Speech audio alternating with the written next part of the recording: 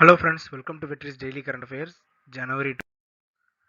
Economy டிசம்பரில் GST வருவாய் 1.29 லட்சம் கோடியாக உள்ளதாக நிதி அமைச்சகம் தெரிவிச்சிருக்காங்க. ஒவ்வொரு மாதத்தோட முடிவுலையும் நிதி அமைச்சகம் ஜிஎஸ்டி வருவாய் வசூல் எவ்வளோ இருக்குது அப்படின்றத சொல்லிட்டு இருக்காங்க. இந்த மாதம் தமிழ்நாட்டுடைய வருவாயில் சற்று குறைந்து போன மாதம் 6,900 கோடி ரூபாய் இருந்து இந்த மாதம் 6,600 கோடியாக இருக்குது அப்படின்னு தமிழ்நாடு அரசோட டேட்டாவும் கொடுத்துருக்காங்க. ஒரு மந்தோட மொத்தமாக இந்தியா முழுக்க எத்தனை மாநிலங்களில் ஜிஎஸ்டி எவ்வளோ வசூல் பண்ணுறோம், முன்னாடி எவ்வளோ இருந்துச்சு, இப்போ எவ்வளோ இருந்துச்சு அப்படின்ற கம்பேரிசன்லாம் கொடுத்துருக்காங்க.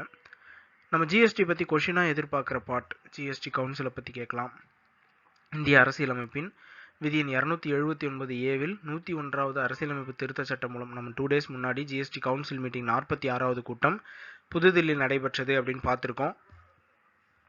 அப்போவும் இதே நம்ம டிஸ்கஸ் பண்ணியிருக்கோம். 2016ஆம் ஆண்டு ஏற்றப்பட்டது, 2017ஆம் ஆண்டு நடைமுறைக்கு வந்தது ஜூலை 1ஆம் நாள்.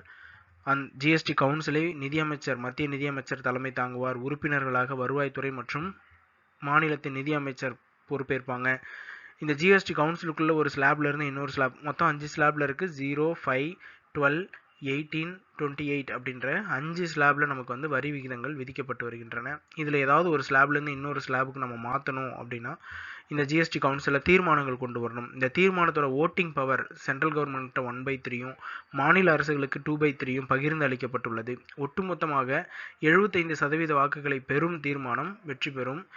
அந்த ஸ்லாப் வந்து நம்ம மாற்றி அமைக்கலாம். தங்கத்திற்காக 3% தனியாக ஜிஎஸ்டி வசூலிக்கப்படுகிறது. இது எல்லாமே எக்ஸாம் பாயிண்ட் ஆஃப் வியூவில் இம்பார்ட்டன்ட். தற்பொழுது எவ்வளவு இருக்குது அப்படின்ற அந்த மந்த்லி கால்குலேஷன் ஒரு முறையும் கொடுப்பாங்க. அதை ஒரு முறை பார்த்துக்கோங்க. நவம்பரில் 1.31 இருந்தது, இப்போ ஒரு 2000 கோடி ரூபாய் கிட்ட குறைஞ்சிருக்கு அப்படின்னு சொல்லியிருக்காங்க. 1.29 லட்சம் கோடியா. நெக்ஸ்ட் பிளேசஸ் இன் நியூஸில் 22வது ஆண்டு தினம் கன்னியாகுமரியில் திருவள்ளுவர் சிலைக்கு தமிழறிஞர்கள் மரியாதை அப்படின்னு நமக்கு ஒரு நியூஸ் இருக்குது. கன்னியாகுமரியில் உள்ள கடலில் உள்ள பாறையில் அமைக்கப்பட்ட 133 அடி உயர திருவள்ளுவர் சிலையை அப்போதைய முதல்வர் கருணாநிதி அவர்கள் 2000ஆம் ஆண்டு ஜனவரி 1 திறந்து வைத்தார். அதை நினைவு கூறும் வகையில் ஒவ்வொரு ஆண்டும் ஜனவரி 1ஆம் தேதி இந்த ஆண்டு 22ஆம் ஆண்டை செலிப்ரேட் பண்ணியிருக்காங்க. விவேகானந்தர் நினைவு மன்றம் நிறுவிய ஏக்நாத் ரானடே யார் நிறுவியவர் அப்படின்றத கொஸ்டின் கேட்கலாம். ஏக்நாத் ரானடே அதன் அருகே உள்ள பாறையில் திருவள்ளுவருக்கு சிலை வைக்கலாம் என பரிந்துரைத்து முழு திட்டம் வரைபடம் மதிப்பீட்டை அப்போதைய முதல்வர் கருணாநிதியிடம் கொடுத்தார். 1973 கொடுத்திருப்பாங்க.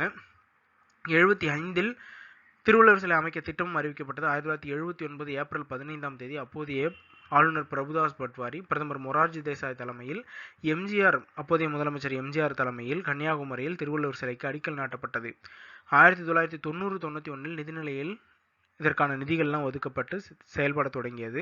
மாமல்லபுரம் அரசு கட்டட மற்றும் சிற்பக்கலை கல்லூரி முன்னாள் முதல்வர் ஸ்தபதி கணபதி தலைமையில் இந்த பணி நடைபெற்றது. 2000ஆம் ஆண்டு ஜனவரி 1ஆம் தேதி அப்போதைய முதலமைச்சர் கருணாநிதி இந்த சிலையை திறந்து வைத்தார். இதெல்லாம் ஃபேக்சுவலாக ரொம்ப முக்கியம்.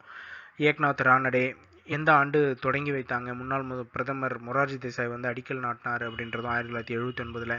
90-91 முன்னாள் முதலமைச்சர் கருணாநிதி நிதி ஒதுக்கீடு செய்தார். 2000ஆம் ஆண்டில் அதை திறந்து வைத்தார் அப்படின்றதுதான் எக்ஸாம் பாயிண்ட் ஆஃப் வியூவில் இம்பார்ட்டன்ட். இந்தியாவின் முன்னேற்றத்தை கரோனாவால் தடுக்க முடியாது அப்படின்னு பிரதமரோட ஒரு நியூஸ். பிரதமரின் விவசாயிகள் உதவித்தொகை திட்டம் பிரதான் மந்திரி கிருஷி சிஞ்சாய் யோஜனா திட்டத்தின் கீழ் ஒரு தவணைக்கு, அதாவது 10வது தவணையாக 2000 வீதம் 6000 ரூபாய்க்கான உதவித்தொகை வழங்கும் திட்டத்தை பிரதமர் வந்து வங்கி கணக்கில் நேரடியாக செலுத்தும் திட்டத்தை தொடங்கி வைக்கிறார். இந்த பிரதான் மந்திரி கிசான் சம்மான் நிதி அப்படின்ற திட்டம் ஒவ்வொரு வருடமும் விவசாயிகளுக்கு 6000 ரூபாய் 4 மாதங்களுக்கு ஒரு முறை 2000 என்ற அளவில் அவருடைய வங்கி கணக்குகளுக்கு நேரடியாக 3 தவணைகளாக பிரித்து 6000 வழங்கப்படுகின்றது. 2019ஆம் ஆண்டு பிப்ரவரி மாதம் இந்த திட்டம் தொடங்கி வைக்கப்பட்டது. நுண்ணூர் பாசனத்தின் கீழ் 60 லட்சம் ஹெக்டேர் நிலம் கரோனா நோய் தொற்று பாதிப்பையும் தாண்டி உணவு தானிய உற்பத்தி 30 கோடி எட்டியுள்ளது. கடந்த 6 முதல் 7 ஆண்டுகளில் பால் உற்பத்தி சுமார் 45% அதிகரித்துள்ளது. சுமார் 60 லட்சம் ஹெக்டேர் விளைநிலங்களில் நுண்ணீர் பாசனத்தின் கீழ் கொண்டு வரப்பட்டுள்ளன. பயிர் காப்பீட்டு திட்டத்தின் கீழ் தவணை கட்டணமாக 21,000 கோடி மட்டுமே கிடைத்த போதிலும் 1 லட்சம் கோடிக்கும் அதிகமான இழப்பீடு வழங்கப்பட்டுள்ளது அப்படின்லாம் நமக்கு சொல்லியிருக்காங்க. அப்போ பிரதான் மந்திரி கிருஷி சிஞ்சாய் யோஜனா இந்த சிறுநீர் நுண்ணீர் பாசன திட்டத்திற்கான ஒரு திட்டம். இது மத்திய அரசால் 75%, மாநில அரசு 25% கான்ட்ரிபியூஷன் போடக்கூடிய ஒரு திட்டம். 2015ஆம் ஆண்டு இந்த திட்டத்தை தொடங்கி வைக்கிறாங்க. வடகிழக்கு மாநிலங்களில் 90% மத்திய அரசும் 10% மாநில அரசும் இதில் மானியங்கள் வழங்கி செயல்படுத்திட்டு இருக்கிறாங்க. 2 முக்கியமான திட்டங்களை பிரதமர் பேசியிருக்காரு. அதை பிரதான் மந்திரி ஃபசல் பீமா யோஜனா அப்படின்ற திட்டத்தை பற்றியும் பேசியிருக்காங்க. இந்த திட்டமும் 2015ஆம் ஆண்டில் துவங்கப்பட்டது. இதில் 3 கேட்டகரியில் கீழே வாங்குறாங்க. கரீஃப், ரபி மற்றும் ஹார்டிகல்ச்சர் இந்த பயிர்களுக்காக கரீப் பருவ பயிர்களுக்கு அதனுடைய மொத்த வேல்யூல 2% வந்து விவசாயிகளிடம் பிரீமியமாக வசூல் பண்ணுவாங்க. ரபி பருவ பயிர்களுக்கு 1.5%, ஹார்டிகல்ச்சர் பயிர்களுக்கு 5% பிரீமியமாக வசூலிக்கப்படும் அப்படின்றதும் தெரிஞ்சு வச்சுக்கோங்க. இந்த 3 ஸ்கீம் தான் இந்த நியூஸ்ல இம்பார்ட்டண்டா பேசியிருக்காங்க. நெக்ஸ்ட் சயின்ஸ் அண்ட் டெக்னாலஜியில் S-400 வான் பாதுகாப்பு ஏவுகணை பிப்ரவரிக்குள் நிறுவப்படும். ரஷ்யாவிடம் மட்டும் நம்ம இப்போ அதை வாங்கிட்டு இருக்கோம். இன்னும் 6 வாரங்களில் அந்த பணிகள் முடிவடைஞ்சு பஞ்சாப் பகுதியில் உள்ள விமான தளங்கள் நிறுவதற்கான பணிகள் தொடங்கிடும் அப்படின்னு சொல்லியிருக்காங்க. ட்ரையம்ப் வான் பாதுகாப்பு திட்டம் S-400 triumph missile defence system அப்படின்னு சொல்கிறோம். 2018 அக்டோபரில் நம்ம இதை ரஷ்யாவோட வாங்குறதுக்கான ஒப்பந்தங்களை போடுறோம். Countering America's adversaries through sanctions act CAATSA அப்படின்னு ஒரு சட்டத்தின் மூலமாக அதை நம்ம வந்து இதை வாங்குறோம். அதுக்காக அமெரிக்கா பயங்கரமான எதிர்ப்பெல்லாம் தெரிவிச்சிருப்பாங்க. இருந்தாலும் நம்ம அதை வாங்குவோம்னு சொல்லிட்டோம். இது வந்து ஒரு engage all types of aerial targets. நம்மளை வந்து எல்லையில் இதை நிறுத்திட்டோம், நம்ம வந்து நிலைநிறுத்தி இன்ஸ்டால் பண்ணிட்டோம் அப்படின்னா 400 கிலோமீட்டர் தூரத்திலிருந்து ஒரு 30 கிலோமீட்டர் உயரத்திலிருந்தும் நம்ம நோக்கி வரக்கூடிய மிசைல்களை இது வந்து தடுத்து அழிக்கக்கூடியது. The system can track 100 airborne targets and engage 6 of them simultaneously. ஒரே நேரத்தில் 100 அல்லது சைமல்டேனியஸாக 6 சமாளிக்கக்கூடிய திறன் பெற்றது. ரஷ்யா கிட்ட இருந்து வாங்குறோம், எந்த ஆண்டு ஒப்பந்தம் கையெழுத்திட்டோம், எவ்வளவு தூரம் திறன் அதாவது கண்டறியக்கூடிய திறன் கொண்டது, எவ்வளவு உயரத்திலிருந்து வரக்கூடியதும் கண்டறிய திறன் கொண்டது, 30 கிலோமீட்டர், இது எல்லாமே exam point of view important. Next general அட்மினிஸ்ட்ரேஷனில் FCRA ரிஜிஸ்ட்ரேஷன். இது நீங்கள் அடிக்கடி இப்போ 2 நாளாக நியூஸில் பார்த்துட்டு இருக்கலாம். அன்னை தெரசா அவர்களுடைய NGO அந்த மக்கள் சேவை மையத்திற்கான பதிவு வந்து புதுப்பிக்கப்படுது அப்படின்னு ஒரு நியூஸ் நீங்கள் பார்த்துட்டு இருக்கலாம். அது வந்து FCRA ஆக்டை தான் பேசுகிறாங்க. ஃபாரின் கான்ட்ரிபியூஷன் ரெகுலேஷன் ஆக்ட் அப்படின்ற சட்டத்திற்கு கீழே 6000 NGO cheese to operate from ஜனவரி 1. 6000 NGOக்கள் வந்து செயல்பட முடியாது. கணக்கு வழக்குகளை ஒழுங்காக தாக்கல் பண்ணாத 6000 NGOக்களோட கணக்கை முடிக்க போகிறோம் அப்படின்னு உள்துறை அமைச்சகம் தெரிவிச்சிருக்காங்க. அப்போ இந்த FCRA ஆக்டை பற்றி தெரிஞ்சுக்கணும். 2010 ஆண்டில் உள்துறை அமைச்சகம் இந்த சட்டத்தை கொண்டு வராங்க பார்லிமெண்ட்டில். அதாவது வெளிநாடுகளிலிருந்து நிதியுதவி பெறக்கூடிய NGO நிறுவனங்கள் வருடத்திற்கு 25,000 ரூபாய்க்கு மேல் பெறக்கூடிய எல்லா NGOக்களும் தன்னுடைய கணக்கு வழக்குகளை நான் எதற்காக நிதி பெற்றிருக்கிறேன், எவ்வளோ ரூபாய் செலவு பண்ணியிருக்கேன் அப்படின்ற கணக்கு வழக்குகளை அரசிடம் சமர்ப்பிக்கணும் அப்படின்னு அந்த சட்டம் வழிமுறைப்படுத்துது. அதன் அடிப்படையில் அதை ஒழுங்குமுறைப்படுத்தாத NGOக்களுடைய பதிவுகள் வந்து ரத்து செய்யப்படும் அப்படின்னு உள்துறை எச்சரிக்கிறது தான் நமக்கு நியூஸில் இருந்திருக்கு. இது 2020 ஆண்டில் ஒரு முறை இந்த ஆக்டை அமெண்டும் பண்ணியிருக்காங்க. Foreign contribution regulating act FCRA act 2020 அமெண்ட்மெண்ட்டும் நடந்திருக்கு. சமீபத்திய அமெண்ட்மெண்ட் 2010 கொண்டு வரப்பட்டது. எவ்வளோ அமௌண்ட்டுக்கு மேலே இருக்க NGOஸ்லாம் வந்து கணக்கை சமர்ப்பிக்கணும் அப்படின்றதெல்லாம் exam point of view important. Next eminent பர்சனில் VS Pathania takes over as coast guard chief.